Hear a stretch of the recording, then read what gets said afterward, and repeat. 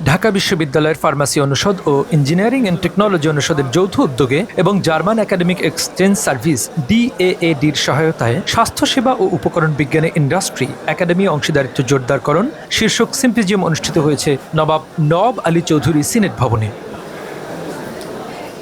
সকাল থেকে সন্ধ্যা পর্যন্ত চলা এই আয়োজন ছিল উৎসবমুখর। এতে প্রায় 4 শতাধিক অংশগ্রহণকারী উপস্থিত ছিলেন, যার মধ্যে ছিলেন শিক্ষক, গবেষক, উদ্যোক্তা, সরকারি ও বেসরকারি কর্মকর্তা এবং শিক্ষার্থীরা। ইন্ডাস্ট্রি আর একাডেমিয়া কোলাবোরেশনের ভিত্তিতে করা হয়েছে, মানে আমাদের যেসব রিসার্চ ল্যাব বলেন, রিসার্চার তৈরি করা বলেন, এখানে আমাদের অবশ্যই মানে ইন্ডাস্ট্রির অনেক বেশি অংশগ্রহণ দরকার। আমাদের ফান্ডিং বলেন, আমাদের রিসার্চ বলেন, ল্যাব ফ্যাসিলিটিস বলেন, তো এইগুলো জাস্ট ছিল আমাদের যেন রিসার্চটাকে আরও কতদূর আগা নিতে পারি, আমাদের বাংলাদেশের ফার্মা ইন্ডাস্ট্রিকে আমরা যতদূর আগা নিতে পারি, এটার একটা জাস্ট বহিঃপ্রকাশ ছিল। পুরো দিন জুড়ে একাডেমিয়া ও শিল্পের মধ্যে সমন্বয়ের অনন্য পরিবেশ তৈরি হয়। অনুষ্ঠান উদ্বোধন করেন ঢাকা বিশ্ববিদ্যালয়ের vice chancellor professor Niaz Ahmed Khan. বিশেষ অতিথি ছিলেন pro VC professor doctor Saima Haque Bidisha, pro VC professor doctor Mamun Ahmed এবং কোষাধ্যক্ষ professor doctor M Jahangir Alam Chowdhury. সভাপতিত্ব করেন ফার্মাসি অনুষদের ডিন অধ্যাপক ডক্টর মোহাম্মদ সেলিম রেজা এবং ইঞ্জিনিয়ারিং অ্যান্ড টেকনোলজি অনুষদের ডিন অধ্যাপক ডক্টর উপমা কবির। সিম্পোজিয়ামের মূল প্রবন্ধ উপস্থাপন করেন প্রফেসর ডক্টর মোহাম্মদ আব্দুর রশিদ। সারাদিনে 46 জন গবেষক ও শিক্ষার্থী তাদের গবেষণা উপস্থাপন করেন। বিষয়গুলো ছিল স্বাস্থ্যসেবা, ফার্মাসিউটিক্যাল গবেষণা, নতুন ওষুধ, ন্যানো ও বায়োটেক প্রযুক্তি এবং উদ্ভাবনী ফার্মা ইন্ডাস্ট্রি সহায়তা। ঢাকা বিশ্ববিদ্যালয় ও বেক্সিমকো ইনসেপ্টা ফার্মাসিউটিক্যালসের মধ্যে গবেষণা ও উন্নয়নের সহযোগিতা, ওষুধ বর্জ্য ব্যবহার করে নতুন drug delivery system, nano sensor ব্যবহার করে স্বাস্থ্য, কৃষি ও পরিবেশ পর্যবেক্ষণ এবং প্রযুক্তি ও ব্যবস্থাপনায় উদ্ভাবন, এগুলো ছিল আলোচনার প্রধান বিষয়।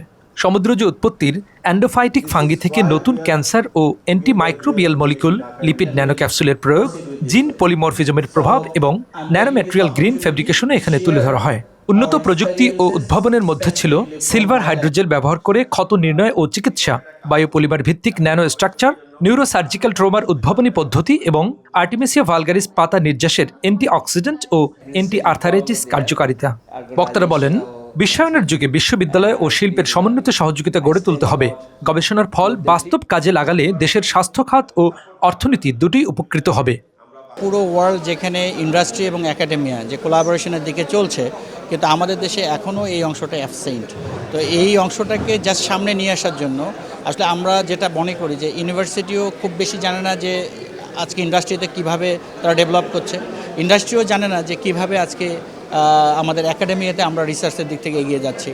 তো সেই অংশগুলোকে তুলে ধরার জন্য এটা একটা মিলন মেলা এবং মিলন বন্ধন, একে অপরকে জানা এবং আমরা কিভাবে একাডেমিয়া ইন্ডাস্ট্রিতে হেল্প করতে পারবো এবং ইন্ডাস্ট্রি কিভাবে একাডেমিয়াতে হেল্প করতে পারবো, যাতে আমাদের পুরো হেলথ সেক্টর এই অংশে ডেভেলপ করে।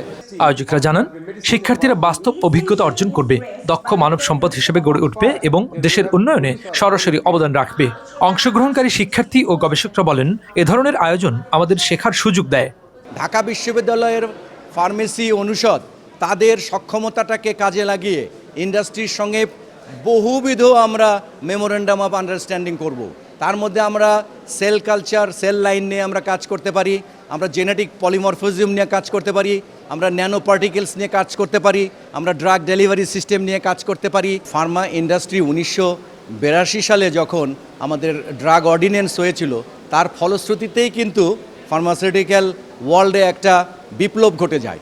তারা কিন্তু বহুজাতিক কোম্পানিদের করাল গ্রাস থেকে মুক্ত হয়ে বাংলাদেশের কোম্পানিগুলো ইন্ডিপেন্ডেন্টলি প্রচুর ড্রাগ তৈরি করেছে, এসেনশিয়াল এবং নন এসেনশিয়াল, এবং সেই ড্রাগগুলো কিন্তু 97% মানুষের চিকিৎসাকে এনশিওর করতেছে। সমাপনী অধিবেশনে পুরস্কার বিতরণ করা হয় এবং আয়োজকরা আশা প্রকাশ করেন, বিশ্ববিদ্যালয় ও শিল্প সহযোগিতা বাংলাদেশের ফার্মাসিউটিক্যাল শিল্পকে বিশ্বমঞ্চে আরও শক্ত অবস্থানে নিয়ে যাবে। হেমায়েতুল্লাহ নূর, মেডিকেল পোস্ট, ঢাকা।